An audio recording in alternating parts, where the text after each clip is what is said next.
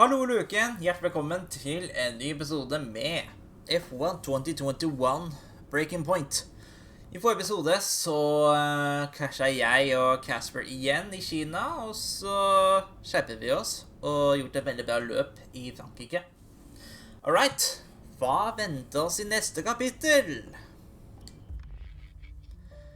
Okay, with Racing Point continuing to show signs of improvement, the F1 world turns his eyes to Silverstone, a real test for rookie Aiden Jackson, as he returns home with hopes of impressing the crowd and earning the support at the historic circuit. Det Storbritannias Grand Prix 2 uker senere. Skal vi se, Fernando Alonso makes a comeback. Ja, det har jeg fått på meg. Silverstone. Ja. Ok, ja vel. Hæ? Ukjent nummer? Hvem det? Hello? Hello, mate. Who is this? Oh, come on, keep up. It's Devon. Butler? The very same. How did you get this number? It doesn't really matter. Listen. I just wanted to pass on a bit of friendly advice. Oh. Now, it's always tricky racing on your home track. The pressure, all the fans watching, it's a nightmare. Right, yeah, I imagine it is. But if you keep your cool, you stay focused, you will get through it, okay? Just imagine it's a different circuit on the other side of the planet. Then, when your race does fall apart, it'll be a lot easier to deal with.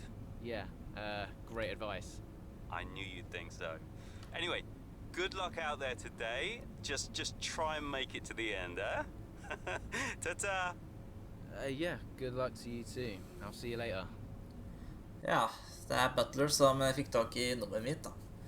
Ja, jeg har lest gjennom sosiale medier og e-mails, så da det bare å kjøre på.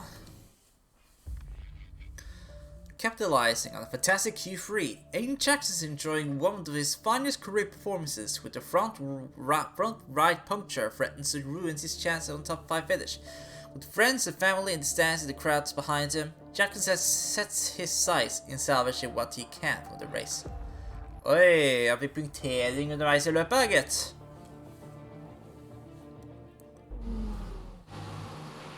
The gap to the car behind is 2.9 seconds. 7 runder igjen. Tyres are gone. Copy, Aiden. Box. Copy. Let's just minimize the damage. Ok, skal vi se. Da det bare å kjøre på. Ja. Skal vi se. Jeg må inn i depotet og så bytte dekk. Få en punktering. Skal vi se. Forsiktig. Skal vi se. Ned mot 6 kilometer, så der, ja. Ja, jeg starter kapitlet med at jeg får et punktert dekk. Jeg var blant topp 5. Og så skjedde det. Ja, jeg på hjemmebanen til Aiden Jackson på Silverstone. Alright, kjør på, folkens. Sånn. Exit now. Ok, da det bare å komme seg på poengplass da.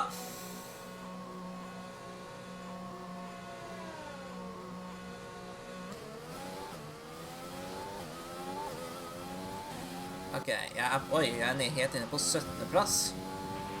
Still time left to push for the points here, Aiden. Copy. Ok, 17. plass, og jeg tror jeg startet løpet. Jeg tror alle de andre startet løpet med mediumdekk. Og så fikk jeg punktering, og så måtte jeg kjøre inn og bytte til softdekk. Så jeg tror nok at de andre førerne kommer til å ha ikke kjørt inn i depotet enda og tatt sin pitstop helt enda da, så det er fortsatt mulighet til å slå poeng. Det vel Latifi. Det er vanskelig å kjøre igjennom Max, Bex og Chapel. Der ja. Forsiktig nå. Sånn, ja. Og jeg er helt bak Ricardo og Giovinazzi. Jeg venter på ved Hangar Straight til å gjøre et forsøk.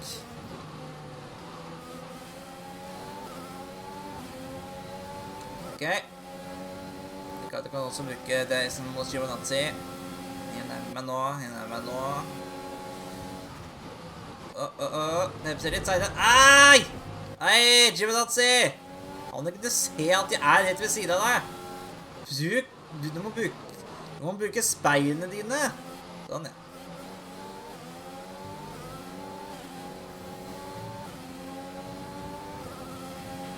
Good job. That was the fastest lap of the race so far. 5 runder igjen, og Ricardo er neste. Så jeg bare venter litt. Vær tålmodig, vær tålmodig.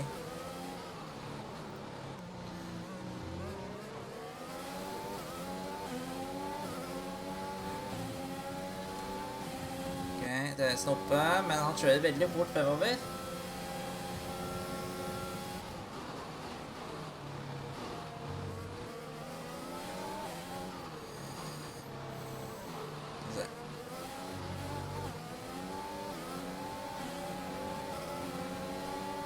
Vi er ned mot Kops. Sånn ja, sånn ja. Der ja. For ikke gjøre samme feil som Hamilton gjorde på Verstappen. Ok, Casper er neste på lista. Jeg håper han ikke hindrer meg da. Jeg håper vi ikke kolliderer med hverandre igjen. Han blir hindret av Vettel. Skal vi se. Sånn ja, jeg får bedre utgang. Kommer forbi ham ganske lett. Ja da. Ikke noe dramatikk her. Han prøver seg. Nemo Kops. Litt ikke det. Da er det Vettel som får tur. Han kjører med harde dekk, så jeg har en fordel der.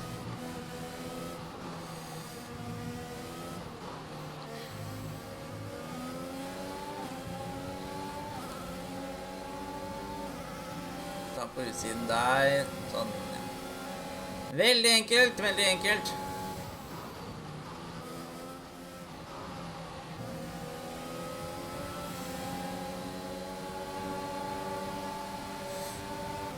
Kom igjen. Det er ikke så lett. Det er ikke så lurt. Det er Mags and Beckett and Chapel. Skal vi se. Ok, nå har jeg fått en ny mulighet nå. Hvordan? Ja, ok. Han er nær nok til å bruke DS. Ok, jeg kommer forbi ham ganske lett. Yes, så er det bare plass igjen. Det er Butler.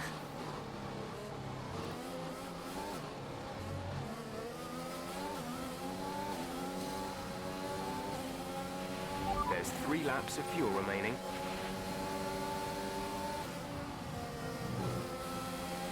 Se, Butler. Nei, jeg venter på Wellington Straight.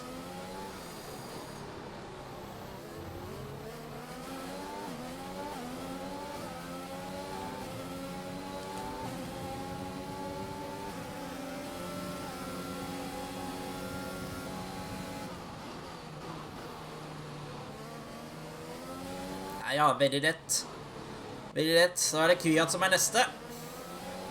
Jeg har en fordel her da, siden jeg har sått dekk på. Mens de andre har medium og har, så det er veldig lett.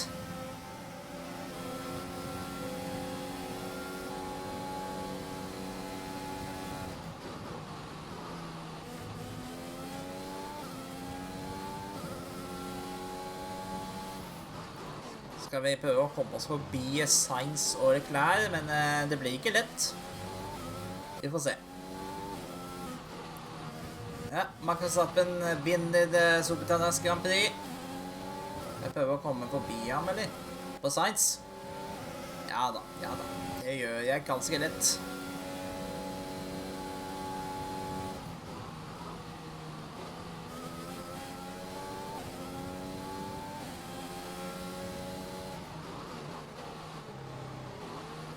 Det blir 8. plass i dag.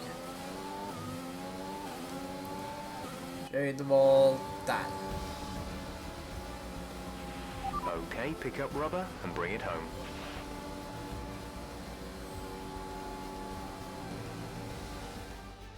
Well, they've done a brilliant job, I must say, under some intense pressure to take a well-earned victory here at the British Grand Prix. What a race for young Aiden Jackson. If he can keep this up, he's got a long, promising career in front of him. Absolutely. He'd have been gutted about that puncture. Imagine what kind of challenge he'd have been able to make without it. You've got to give it to him though. He gritted his teeth and pulled it back. Great driving. Now whisper it quietly, but things seem to be on the up for Racing Point's Aiden Jackson. One to watch. Despite suffering a puncture mid-race, Jackson managed to overcome the odds, securing a brilliant points finish for Racing Points at the race British Grand Prix. Ja. Ja, det gikk jo veldig greit, det. Punktering er jo det som verste, da, men ja. Jeg klarte å fullføre. Se, det er Brian som ringer. Brian, Well, someone's the hot topic in the press room. what do you mean? Oh, come on. There's no need to be so modest. What are you on about, Brian? Well, after that puncture, everyone thought you'd lost it. But to pull it back and into the points, it's all anyone's talking about. Well, I'm glad the press is starting to take notice. Oh, get used to it. They put a bunch of interviews in your diary for tomorrow. It's why I was calling. Right, thanks for letting me know. So don't celebrate too hard tonight, eh? Yeah, all right, Brian. Don't worry. I'm only going to see my mum. Right. Well, each to their own. See you later, Brian.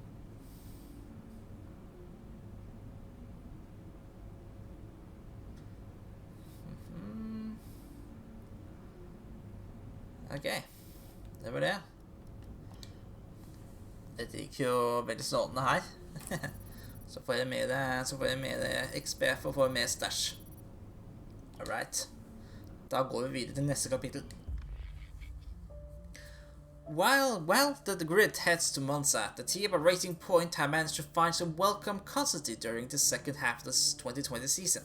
Both drivers are hungry to gain ground in competition, but Aiden Jackson is determined to outperform his teammate Casper Aggerman, both in the standings and in the eyes of the team. Alright, jeg tar det. Skal han please meg neste? I'm not sure if it's something to do with the energy storage, but I'm losing power on the straights. Right. And you said the acceleration was okay? We'll take a look at it. And how are we today, chaps? Everything running smoothly, I hope. All right, Brian. Yeah, we're just going through a few last-minute tweaks. Ah, that's what I like to see. With dedication like that, maybe you'll be able to get us back a few more of those points, eh? Yeah, I'll try. Actually, Aiden, I'm glad I've caught up with you. Thought you might like to know. I had a call this morning from Toto Wolff. Mentioned you directly. Oh. I think they're sniffing around for next season. You're being watched. So, no pressure then? So, what's the problem with the car? I'm losing power on the straights. It's not a massive issue. I'm sure we can deal with it. Yeah, theoretically, do we have time to install the Spec 2 unit before the race? Yes, boss. And Casper's reporting no problems? No. Okay, let's do it. Put the Spec 2 in Aiden's, would you? Well, that would sort it. I mean, if you're sure. Of course. You could do with a little boost. A little boost. Besides, anything for our star driver. Casper, how are you today? Feeling good about the race? Oi, han snuks. Ja, han hørte alt sammen. Da skal han oppgradere bilen min da, I stedet for hans. Ok, intervju med Devon I Alfa Romeo, og så det at Carlos Sainz skal kjøre for Ferrari I 2021, og så det, ja, det vel greit. Brian ringer. Brian. Aiden, I'm glad I've called you. Listen, don't worry about Casper. Let me stop you there. Brian, Casper's the furthest thing from my mind right now. I've got a race to focus on. Good man. In the garage just now, that was my fault. I know how he can be. What, childish? Self-centered? I'm sick of it, Brian. He's been on my case ever since I joined the team. He needs to grow up. Okay. You just leave Casper to me and get your head in the race. Let's put that new power unit to good use, eh? Sure thing, Brian. See you on the other side. Ja, skal vi se.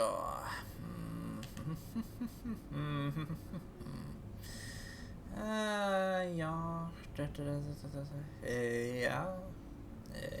Ok. Nei, ikke så mye spennende her. Alright, da det bare å sette i gang løpet da. Jackson looks to take full advantage of his car's new power unit, to the vexation of his teammate, Casper Ackerman. With the grid set, his focus locked on, Jackson is eager to show Ackerman why Racing Point signed him. Welcome to Monza, where the crowd are ready for today's action. And we hope you're ready to see the world's best drivers fighting it out for that #1 spot. It's time for the Italian Grand Prix. Here we are then, Monza, the 90th time this event has been held. So a special year for F1 fans, particularly the Italians, who are rightly proud of this event and its heritage. Yeah, it always feels a bit special here, doesn't it, Crofty? Hamilton holds the joint record with Schumacher for number of wins here at 5 apiece, but could snatch it outright today with a 6. Nearly 100 years of history here, so let's see what this year holds in store for the Italian Grand Prix. Let's run you through the driver grid order for today's exciting race. Lewis Hamilton lines up on pole position, and it's Valtteri Bottas that completes the front row. Looking down the rest of the grid, we have Verstappen, Ackerman, Carlos Sainz, and Kvyat. Norris, Ricciardo, Gasly, and Alexander Albon. Ocon, Leclerc, Antonio Giovinazzi, and Butler, Vettel, Grosjean, George Russell, and Aiden Jackson. Magnussen and Nicholas Latifi. And with lights out just moments away, it's time to go down to the track. Ja. Right, let's see if we can squeeze some performance out of this new power unit. Good luck out there today. Alright. Altså, Monza jo verdens mest raskeste bane da. Så det vil ta rundt over et kvarter å fullføre 1300, altså. Det bare store restrekninger. Alright, let's go, people! Jeg skal slå Ackerman.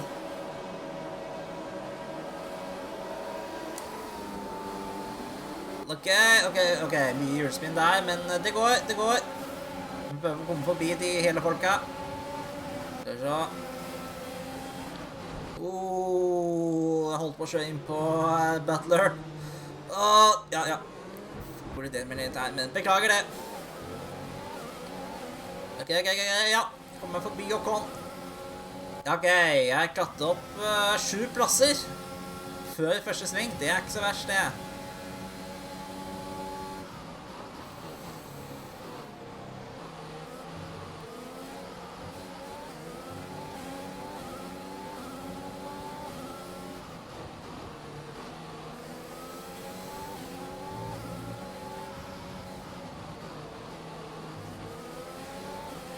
Ok, Gasly. Rett bak deg, Gasly.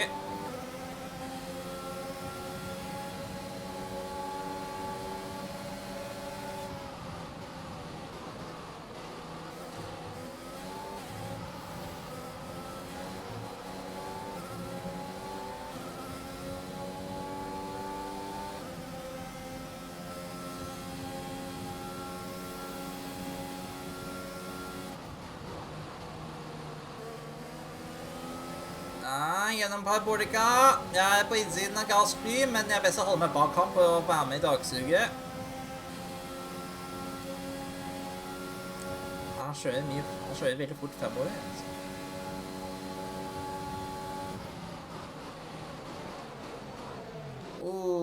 Ja da. Det går. Okay, good work. Great pass.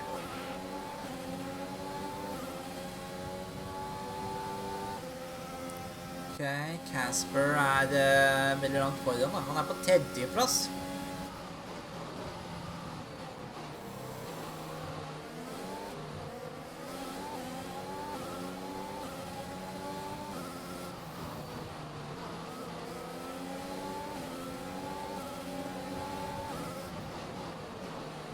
Der kommer jeg forbi Albon i Lesbo 2, mener jeg. Ja, forbi Cardo på Barbordica.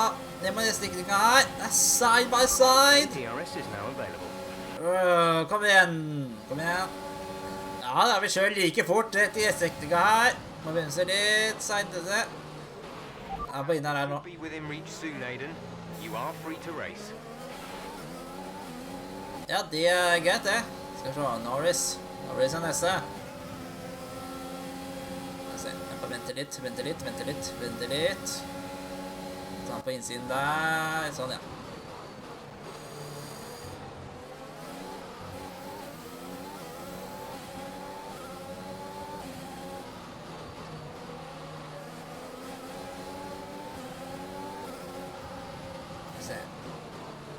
Er det tog her?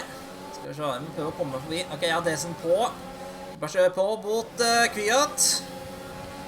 Mot Ascari-området. Ascari-svingen der. Sånn, ja. Ok. Så kommer vi forbi Kviat. Sånn er det Casper som er litt foran meg. Skal vi se, jeg skal prøve å komme forbi ham.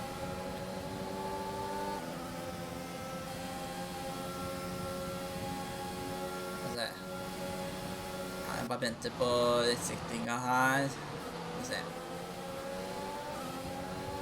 Kom igjen. Der. Han har bedre utgang enn meg, men jeg kan bruke DRS-en.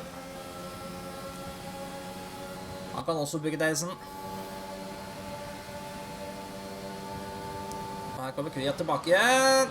Ja, det er litt alt for langt bak. Litt for langt bak. Skal vi se. Jeg må prøve på i den svingen der. Husker ikke hva den het. Er det... ja. Søren, altså, jeg kom borti. Sorry, det var ikke med meninga. Null skade skjedd.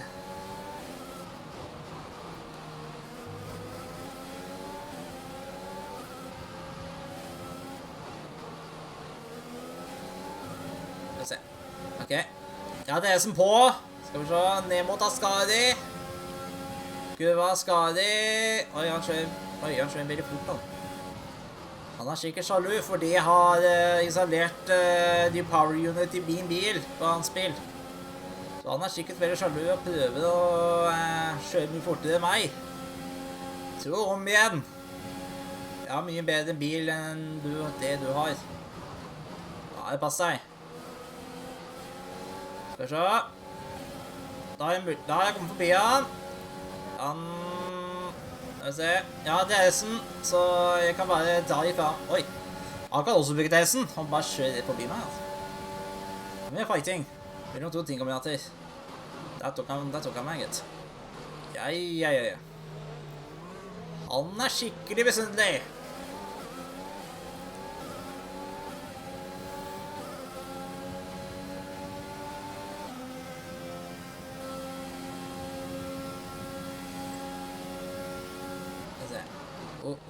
Gikk jeg kanskje inn på han igjen. Sånn ja. La meg se.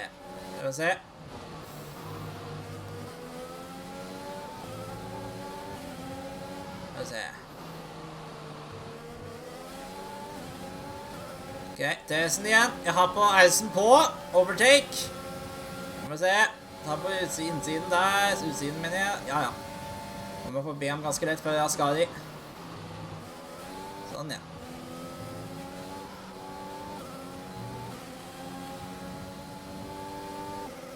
Ja, jeg drar ifra ham. Sainz er neste. Så jobben min nå, det er å holde meg foran Casper.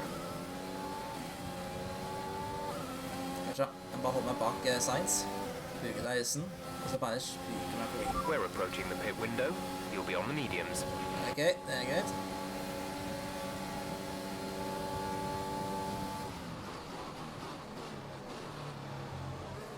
Sånn, ja. Alright. Da er det min tur til å kjøre inn på poet. Skal vi se. Ja. Bottas og Verstappen kjører også inn. Alright, skal vi se. Jeg svetter når jeg holder kontrolleren, altså. Det er helt sær. Ja, ja. Da er det bare å pitte, da.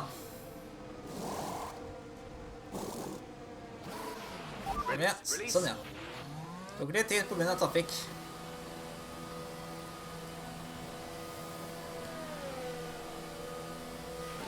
Pit strategy complete. See these tires through to the end now. Åh, se på zappet. Jeg tar igjen med zappet. Åh, bremser litt seidere. Der ja. Jeg kommer på pallen. Foran de to Mercedes-førerne. Kanskje jeg skal klare å slå de. Ja, de kjemper mot side om side, gitt. Oi, side om side. Skal vi se. Nå, jeg kommer forbi her bilden. Kom igjen. Nei. Og prøver. Nei, jeg tør ikke. Jeg bare venter.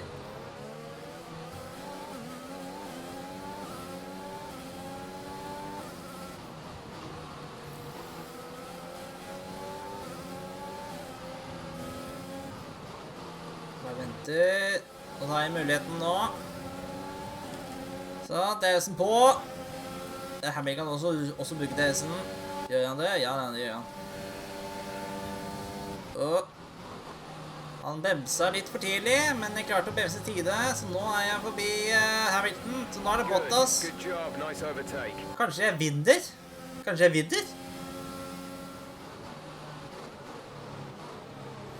Hamilton prøver seg, men det nytter hvis ikke. Her kommer Verstappen ved siden av han. Ja, jeg vinner ikke, men det blir pallplass. Det er kjempebra. All right, race over. Take care of the car on the way in.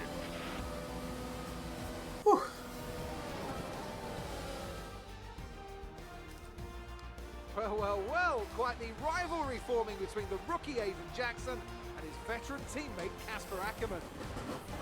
Yeah, it reminds me a little bit of when Hamilton signed for McLaren back in 2007. And we all know how that one ended. Alonso returned to Renault pretty much the moment the season wrapped up. Well, let's hope it doesn't come to that. So after a magnificent race, we can now see the drivers making their way to the podium. Once again, it's the Silver Arrows who take top spot. A well-earned victory for Mercedes. Ja. Dette gikk jo veldig strålende, da.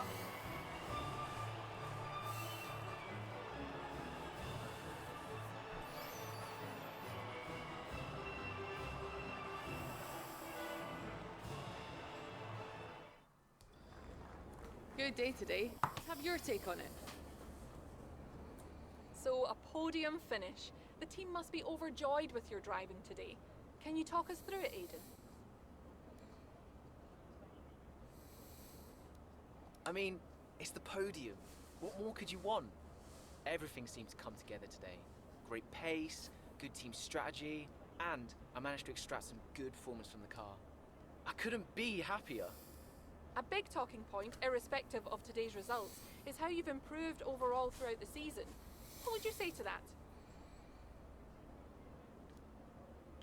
I couldn't do it without the support of the team. They've been incredible. I'm feeling looked after, and I couldn't ask for more. So any improvements are thanks to them. It's funny you should mention the team as a whole. Can you give us an update? How is the current relationship between you and Casper Ackerman? Look, driver relationships are always going to be tricky. Individually, you're always pushing yourselves, and that can cause friction. I can't let anything like that worry me. Besides, we're fine. Thank you for your time.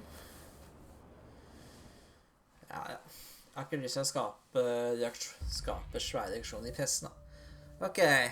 With only a handful of races remaining this season, time is running out for Racing Point to secure the points needed to finish above the mid-pack rivals in Constructor Championship.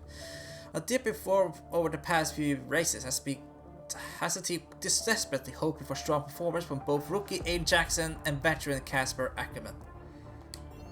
Ja, det ok, skal vi se. Ricardo forlater da og skal kjøre for McLaren I 2021. Og så er det Mexico som står for tur. Jaha, ok. Hvem er det som ringer nå? Ja, mamma. Mum? Aiden, I'm here. Oh, good. After that flight delay, I was starting to get concerned. Don't worry. Everything's fine. And they're looking after you? Better than at Silverstone. Good, because you were my lucky charm there, Mum. And I'm hoping you do the same here. I'll try, love. Now just do what you do, and everything will be great. I know. Mirror signal maneuver. And always stick to the speed limit. I'll try. Have a great race, Aiden. I'll see you after. I'm so pleased you're here, Mum. This one's for you, eh?